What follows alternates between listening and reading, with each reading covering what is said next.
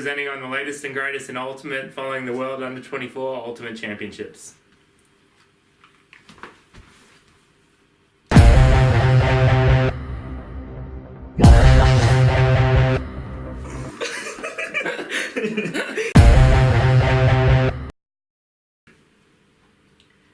One of the things is very important to run a national campaign is team selection. So I would like to talk about what our Indian teams did in the past and the latest under-24 team did regarding team selection. I think in the past we followed what USA did of having two tryout event. Like US will have East and West, where India we had North and South final tryout event, followed by regional tryouts or a pre-tryout event where we invited people for final tryouts. People can choose to attend any of the tryouts. So mostly North side people found it's easy to attend in North and South. See. And but what this U24 team did latest was, instead of having two tryout event, we had a regional tryout. Getting data, and we started inviting people for final tryout or slash training camp, where we invited 70 people at one event, one place. So it happened in Surat, so where everybody traveled to one place, and we were trying to run it like a training camp, and it's not a one-day event, it's a 2.5 days tryout. Australia, European countries, and some of the Asian countries is following the idea of having one tryout event. Was very effective. So in my opinion, what will work for India? I think both will work. I would like to talk about what happened in these two types of tryout event. So when we had one camp, one selection, one tryout event, where this latest under-24 team did, it was very effective for the selection panel to have all data at one place, and the condition was same. It was raining, and it was raining for everybody. Whereas if you would have had to have two training camp, maybe two tryout event, maybe it might not be raining in South or North. Maybe the condition is different, and selection panel has to travel both, and we should have the same set of selectors available for both tryout event to collect same set of informations about each and every player. Whereas the two tryout event which happened in the past was also very effective in terms of cost. It was not so expensive, and people who need to come for tryouts don't need to take off from their job, college or school, so they just can take, or most of the time it happened on Sunday, so they need to come morning and evening, tryouts done. Where selectors have to travel for both tryout event, at least 60-50% of the selection panel has to be in the two spot and collect the same set of informations. So I would say in my idea, I think both will work, but both has advantage and disadvantage. So the disadvantage of having one training camp in our community is it's very expensive. People have to take off from their work, college, school, and come and attend this tryout event, and they all need to travel to one place where extra leave for travel, and it was very expensive. And more than that, organizing for 60 people, 50 to 70 people is very tough. Getting accommodation. One thing we found difficulty is getting a ground in India where we can lay out two fields is very tough, and it was very expensive. But if we can figure it out, and if people can make it, I think that will be the best for our community. People can definitely come. But at the same time, I will also suggest having two tryout event is not a bad idea. It may work, especially for when we have to select senior teams for WGC or any other senior teams. I think it may work very well, where majority of the team will be working, so they don't need to take off or spend money on tryouts, rather than they can spend that money on training camps and training purposes. So I would say both will be good, but we need to choose what will be working. At the same time, I would also suggest, if we need to pick youth camps like under 20, under 24 youth teams, maybe having one camp will be very good for a community, where not only the team but also people who are giving tryouts will get exposure about how the national team training camp will look like and how we're going to train them for next World Championship team.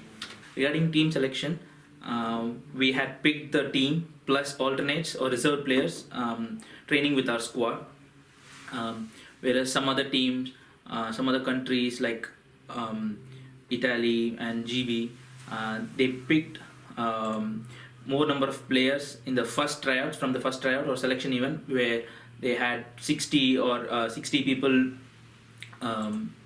picked in the team and given a national team training program. They have to follow this training program, run 2 or 3 training camps, and then cut down players to 40 to 45 players, and then having the final team.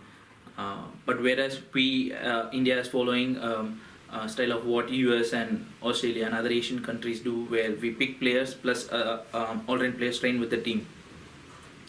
But I think picking the 60 people or 40 people may not work for our community, because I think we do have lots of tournaments in a year. Like right now, 2 systems started in our community where we need to play more games with same rosters, and I think having the 60 people, 40 people in the squad will definitely affect the standard of tournament in our community, and also not many people participating for their club teams will affect the club team development, I think. But how we can train more people for future national teams, like Italy has 60 people training following the national team training program, and then final team is coming, but the 40 people who didn't make the team is getting benefit of having the national team training program, and they have better chance to make the future national team. How we can adapt this kind of ideas to our community. So I do have some ideas which I would like to explain more in my second topic.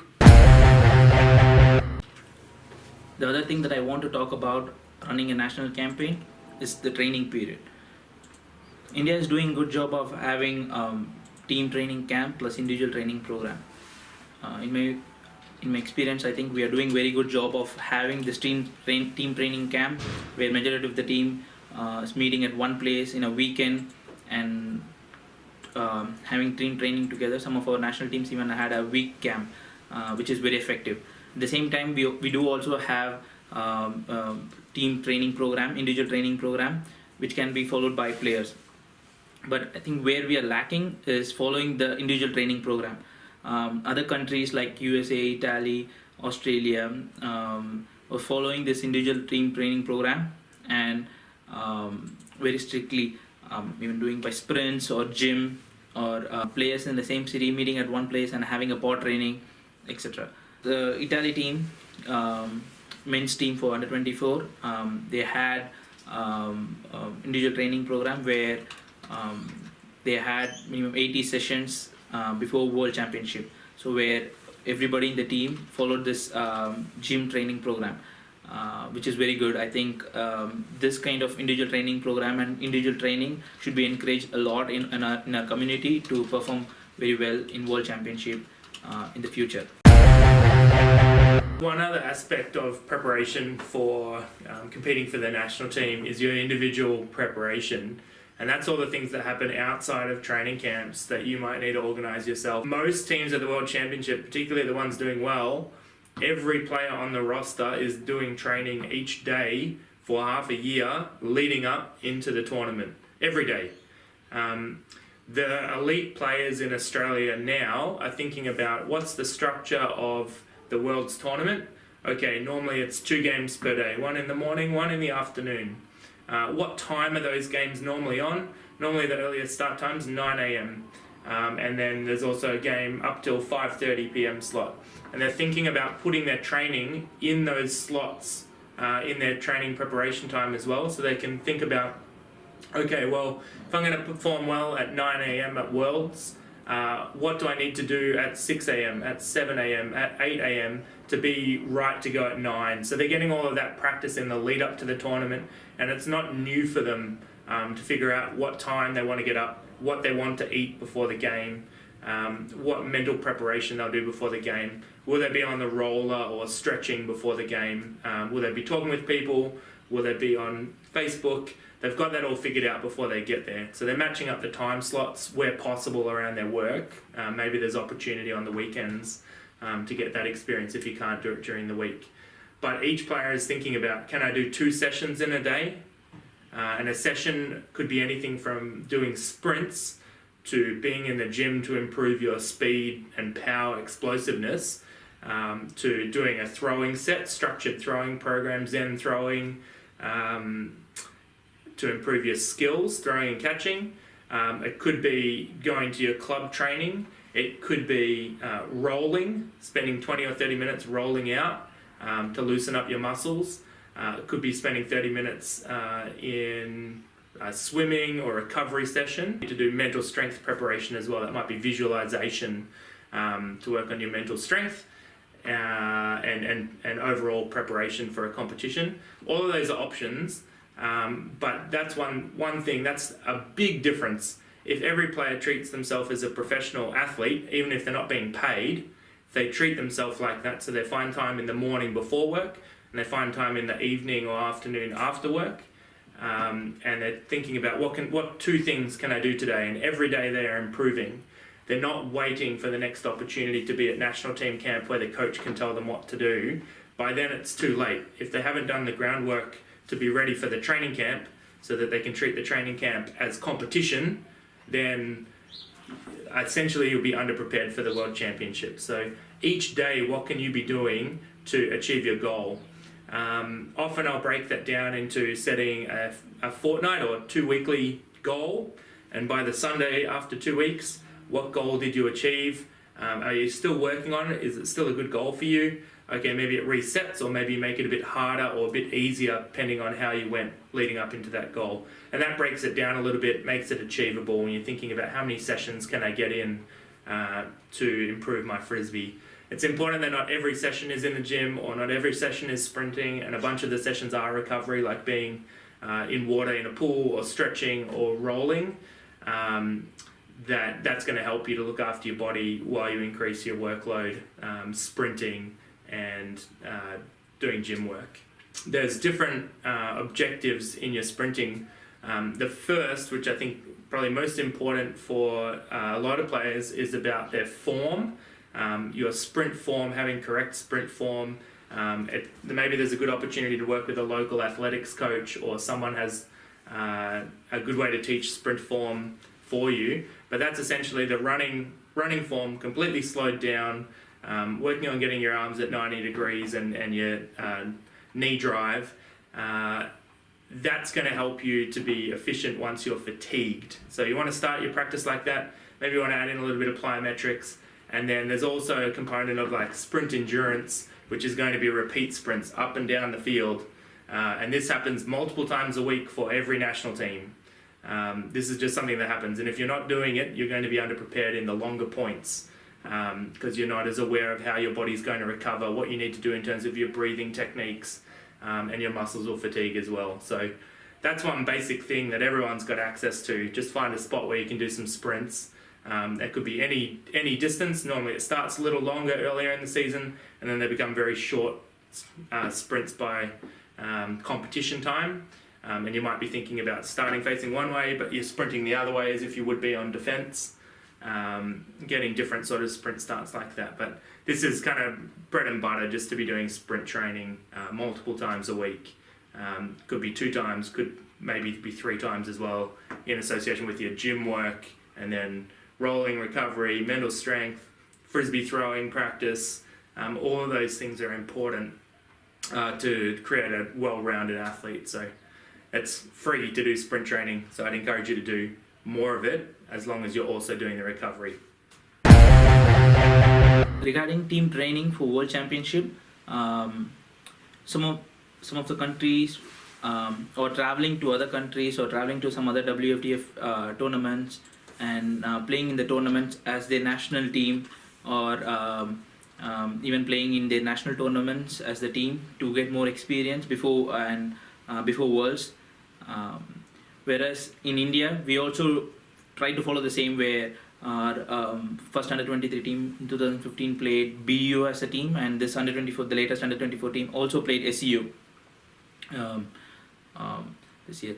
But I think when we had to put national teams and play during a national tournament, it was very tough, where some of the club teams dropped out from participating in a national tournament. I would suggest having a tournament like Sakat will definitely help our national teams to get more practice without affecting our national tournament. It can happen in a city where invited teams or teams that is nearby your team can travel for a tournament, can definitely come and play the soccer tournament. Also, we can start thinking about playing 1 or 2 exhibition games during a tournament. We can try to organize 1 or 2 games for a national team to get better.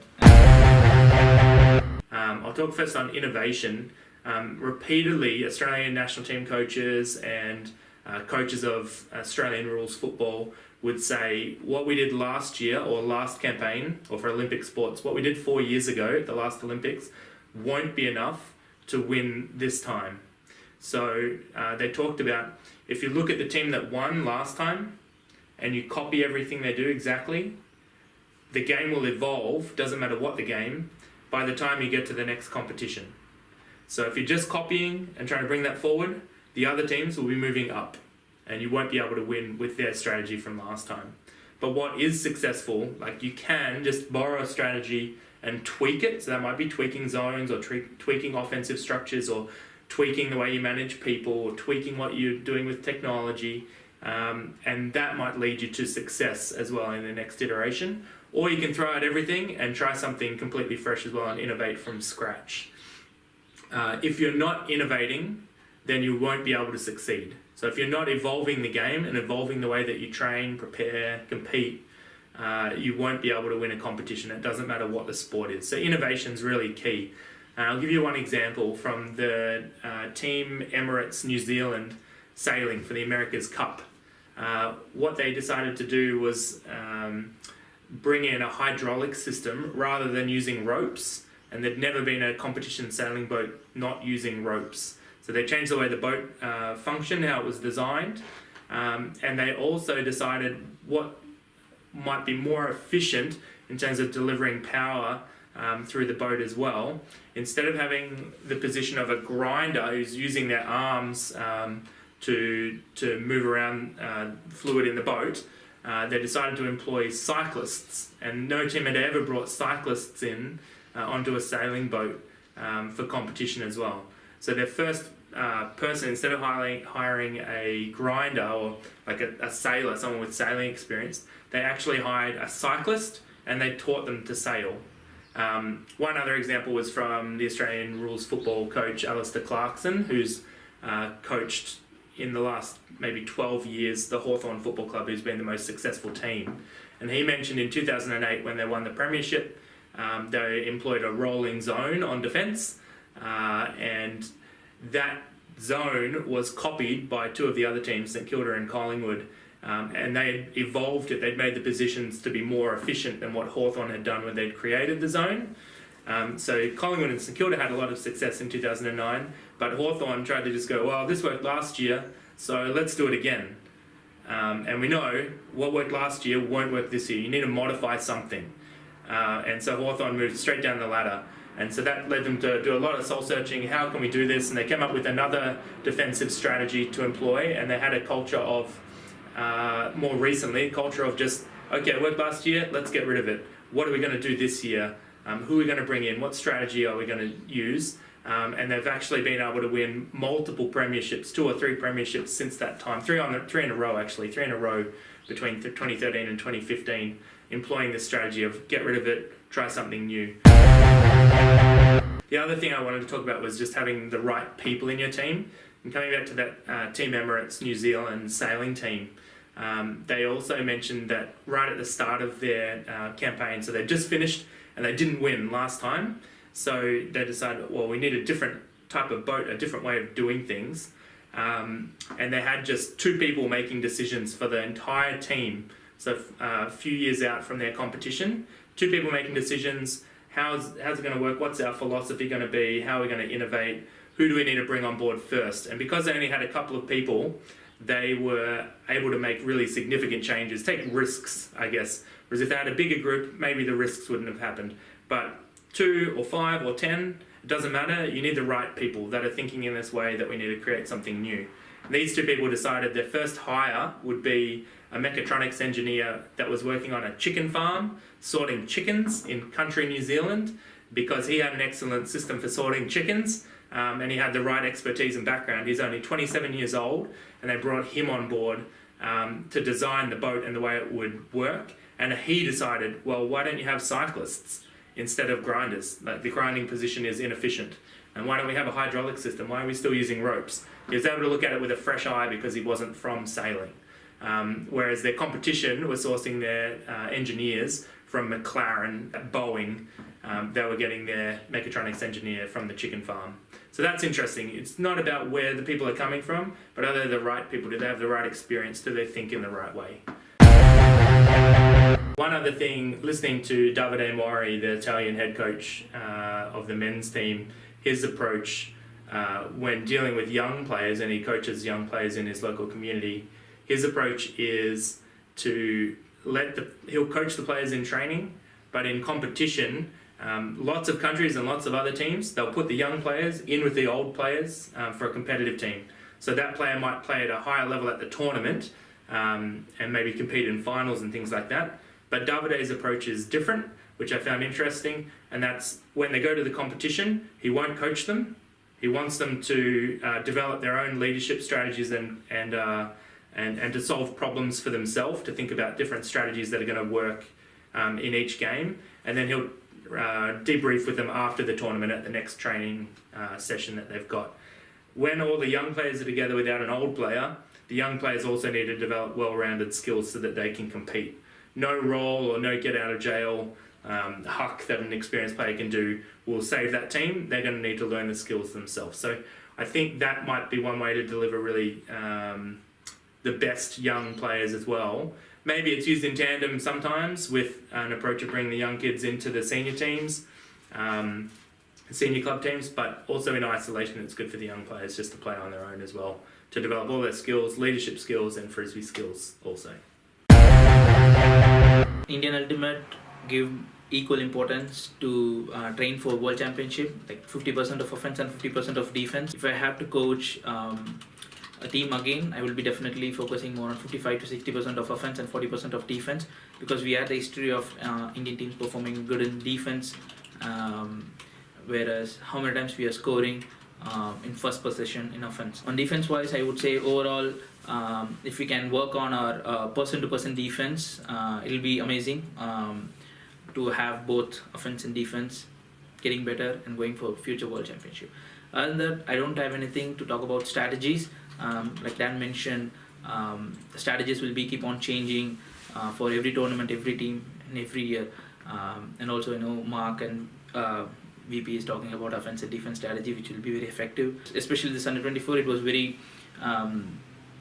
windy. The condition was very new for any Indian national team that played in Worlds before. It is the windiest condition that I had ever seen in this World Championship so far. The big takeaway is I thought other teams did good job of adapting these conditions very well than us in this windy condition games. I would say catches win some matches. So I think other teams had more number of catches than our teams, so they performed very well.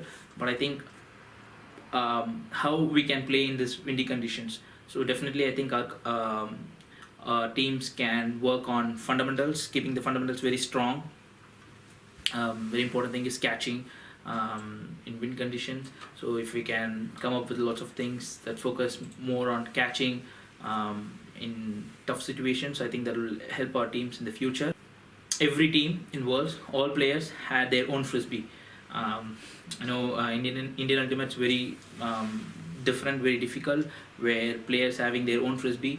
But I think something, if we can think about providing a frisbee for all players who made the national team, I think will help the more number of time they're going to spend a frisbee in their hand. I think will definitely help them improve their catching and throwing skills. If we can think about providing a frisbee for a player plus 10 frisbees for a team will bring the change in the future, I think. So each team will have minimum 30 frisbees in training camps and during tournaments. So they can also take new frisbees for tournaments, whereas Indian teams got 5 to 10 frisbees for Worlds. Some of the teams that I coached in the past had 5 frisbees in Worlds even. So providing frisbee for our players where will be very effective. During tournament, support from back home is really good. Coaches and players love receiving messages of encouragement and support. But when those messages turn into coaching and instruction, then players go on the field and think too much. They already received message from coaches. Too much information will end up players thinking too much on the field rather than doing it. Message from back home can be kept to be positive, of positive messages of being encouragement and support. I think it will benefit our national teams in the future. Thank you. Canada Under 24 team had a system called regional coaches, where the regional coaches help the head coach and selection panel to finalize the team by assisting players in the region and giving more information for the selection panel. How we can adapt this idea for our community? I think instead of having regional coaches only for tryouts, I think we can definitely have this regional coaches idea right from the tryouts till the tournament, where the regional coaches can run the pod trainings effectively, not only after the team selection, even before the final tryout even. After regional tryouts, once we know the invited players coming for final selection camp, the national team can send the national team training program, which we also followed in our U24 selection process. But I think this can be more effective if we have regional coaches running this training program in the region. When I say regional coaches, we should have regional coaches in every city, not thinking about having one regional coach for Chennai and Auroville. So Auroville should have a regional coach and Chennai should have a regional coach, and which makes very easy for players not to travel for other cities. So it's available in their own city. So this way, not 60 people, if 100 people are invited for final selection camp, or even if we can send a training program before the regional tryouts, where more than 100 players getting benefit of having the national team training program, and also it will help the team selection panel to have more information about players, how they are doing, performing in their pod trainings. The pathway will look like where coaches can start coaching in BTG or any youth camps that's happening in India. So that I think that can be the good entry point, where you can start coaching and then regional coach and then assistant coach and head coach. So I think the pathway will be very effective. But I also will suggest whenever there is opportunity to coach a club team, we can definitely do it. So there's lots of opportunities to coach Frisbee, and Box is just talking a little bit about the pathway that you might take in your coaching. Not everyone wants to be the head coach of a national team or an assistant coach of a national team, but it's important to display, I guess, what opportunities are available in India and around the world coaching, so that each coach can make their own choice, educated choice about where their involvement's going to lie with coaching. So Box mentioned one of the really good entry points might be through like a Bridging the Gaps type camp, or it might be local participation with youth in your own city, but you're getting an opportunity to lead a session on your own. You've planned it yourself, maybe even get some sort of chance to conduct a selection soon after that as well. They're good entry points into ultimate coaching. And then there's kind of a formalized process, I guess, like you could start out there, maybe you then later become a regional or pod coach for national team players. Then you might move into an assistant coach or a head coach of the national team. But there's lots more opportunities to coach outside of the national teams as well. And I think that's important to recognise, so that you're able to take on whatever opportunities you want. You might apply for a position with the national team and you don't get it. So what are you going to do with your ideas and your energy after that? And one thing I've noticed as a trend in Australia is that we put a lot of energy into national team coaches. People missed out on the role. and we needed to start directing them so that they can still get coach experience, so that their application next time will be stronger because they've put in more work. So that's how we've come to have a lot more club team coaches. It started with people being like a player captain, but leading the session, maybe conducting selections as well. So kind of player coach, and that's one way to get experience. It's different to non-playing coach as well, though. So if you really want to be the head coach of the national team or assistant coach of the national team, probably the best thing you can be doing is being a head coach or an assistant coach somewhere, non-playing.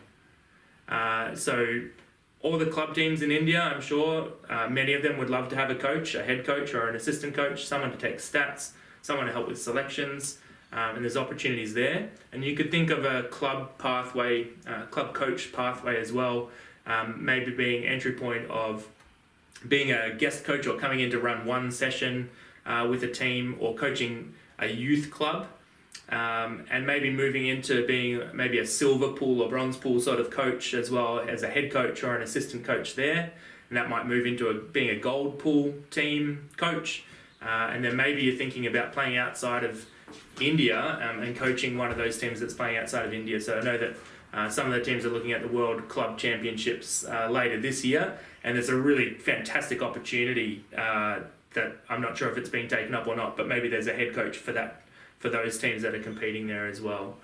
So these are all opportunities, head coach and assistant coach at each level there, where you can be getting a lot of really good experience that's going to be valuable if you're wanting to end up on the pathway to being a head coach of the national team.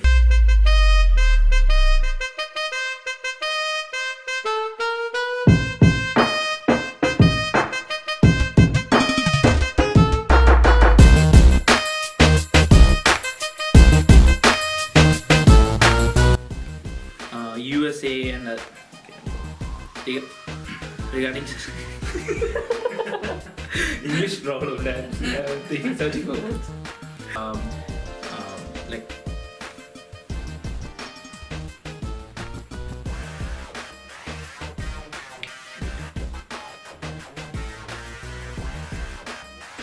and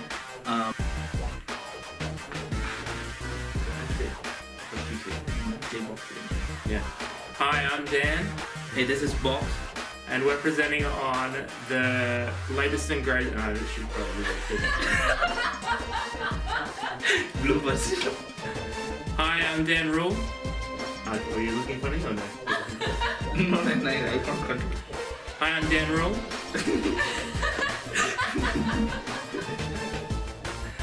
Hi, I'm Dan Rule. I'm Box. We're presenting.